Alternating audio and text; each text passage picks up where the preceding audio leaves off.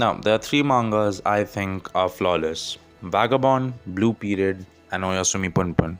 I've talked about Vagabond already. I've talked about Blue Period already. If you haven't seen those videos, check them out. What I haven't talked about is Oyasumi Punpun. Why have I not talked about it? Now, here's the thing. I'm a sad person, right? I'm not exactly happy-go-lucky. This manga is a sad manga. This manga is not something you'd be reading because you're bored. This manga is something you're reading because you are on the verge of killing yourself. And unlike Vagabond or Blue Period, I can't recommend this manga. This is something you read when you're already at your lowest, because if you're not at your lowest when you're reading this, it will bring you down to your lowest. This is a very, it's quite a depressing manga. But depression all aside, let's talk about why I think it's flawless and why I think I can't ever recommend this to anyone unless I genuinely want them to be super sad in life. First of all, immediately, I always say this: artwork is important in a manga. It's not necessary to write a good manga, but it is necessary to write a perfect one. And I think the artwork in this manga is phenomenal. It's genuinely one of the Inyo Asanyo. I completely mispronounced that, I'm sure. But yeah, the artwork is genuinely fantastic. And let's talk about the artistic choice. Like, immediately when you start reading, you understand what you're getting into, right? Punpun and everyone close to him is depicted as a bird, whereas everything around them is like highly realistic. It's hyper realistic. Punpun, his uncle, his mom, his dad, they're all shown as birds. And, his world and his friends are not. They're very realistic, human looking people. And that immediately gives you an idea of what you're getting into. It shows his alienation, it shows what his mental state is at. And I think that is fabulous. I think that's genuinely, as an artistic choice, that is so incredible, and I love that. And the artwork is so good, which complements the whole idea, right? I think it's genuinely amazing. Now, the storytelling of Punpun it doesn't hold back. It has there's so many themes. There's themes of, let me see, depression. There's themes of abuse, trauma, existentialism. It shows how fucked up life can be. It doesn't sugarcoat anything from the start. It doesn't. It is so brutally honest, and it's so devastating emotionally. And that's why I would never recommend Punpun to anyone, because no matter who you are, you will relate to this manga in the worst way possible. No, you will not relate to Punpun, but you will relate to one of the themes this manga portrays. And that's, I think, what makes it such a dangerous manga to read. Because there's always some aspect which is gonna be relatable to you, and it's gonna make you feel horrible, because this is not talking about how you recover from those aspects. This is talking about how you drown more and more into it. It's emotionally draining. I read this at a time in my life where I was not dealing with things very well, and honestly, I would suggest that's the only time you should be reading this manga, because man, it drains you, right? And let's talk about, like, every character is so complex in this manga. They're so deeply human, they're so layered, they're so flawed. Every character has such flaws in them. Like Punpun's descent into self-destruction. God, even thinking about this manga makes me feel uncomfortable, because I read it at a time where some of the themes really hit me, and some of them I was like, okay, I don't relate to it. And if I reread it now, there's a whole different aspect of the manga which I would relate to, and it's just genuinely this is not something you reread, right?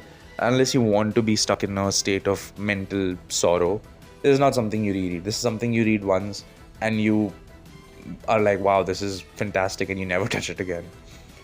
But yeah, like, Aiko's whole arc of everything, Aiko's character arc from the start to the end, is tragic, to say the least. I'm trying to avoid spoilers here, and each person's struggle are so painfully real in this manga, right?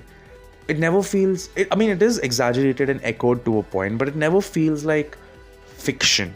And I think that's the important part. Even though it does seem exaggerated at some points, it never feels like it's fictional. It always is based in reality. Even minor characters, like the overarching theme of loneliness and your ambitions being ruined and everything, even the smallest of characters contribute to, like, the bigger themes of the manga. And I think that is so amazing. Like, the character writing is genuinely 10 out of 10 in this manga. It's so incredible. And And again, as I was saying earlier, like, this manga is suffocating to read, right? It really, really pulls you into the world. It really pulls you into Punpun's mind. It makes you experience things he's feeling. Like, it's genuinely horrible, guys.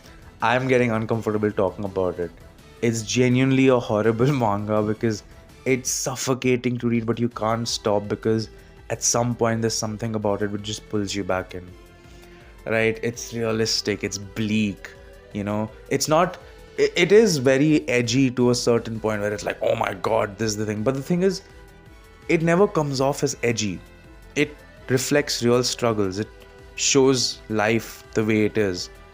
It forces you to be uncomfortable. It forces you to face the truth about yourself. And a manga which is able to do that is genuinely fucking fantastic. The transition of Punpun growing up as he grows older in the story is incredible. I'm at a point in my life where I'm going through a lot right now. I'm growing up as we speak. Like I said, if I reread this now, there's a whole different side of Oyasumi Punpun which will hit me much harder now because I'm older. That's not good. This manga is not good for your mental health. How can I find it so funny that I'm saying it's like the most perfect manga I've read. And yeah, it's a cruel manga. It's a cruel manga. I think the paneling is fantastic, though, I will say. I think the atmosphere of the manga is absolutely fantastic. The vibe, the paneling is great. It has incredible artwork. I think the ending is very, very fitting to the overall manga. I think it is genuinely... It's not a happy ending, spoilers if you're wondering, but it matches what the manga was going for. It's not something which is an ass-pull. Yeah, it's a mouthful. It's so funny. I didn't think I would find it hard to talk about it, even though it's been quite a while since I've read it. But it's genuinely one of the best things I've ever read, and it's genuinely one of the best pieces of entertainment I've ever consumed. But it's also something I would never, ever, ever recommend to people, because you should be reading this when you're ready to drown in sorrow. Right? That's the only time I would recommend this. And maybe even then you shouldn't, because what if it prompts you to do things which you shouldn't be doing? Take care of yourself out there, guys. It's rough. Life is hard. Hey, I'm growing up more and more, and life sucks. It's hard, but you gotta hang in there. That's very badly worded. But anyway, I don't have anything much to say, honestly. I can't say anything else except this is a fucking flawless manga, and I'm so glad I read it, but I would never want to read it again. Anyway, don't forget to leave a like and subscribe, and I'll see you all in the next one. Bye.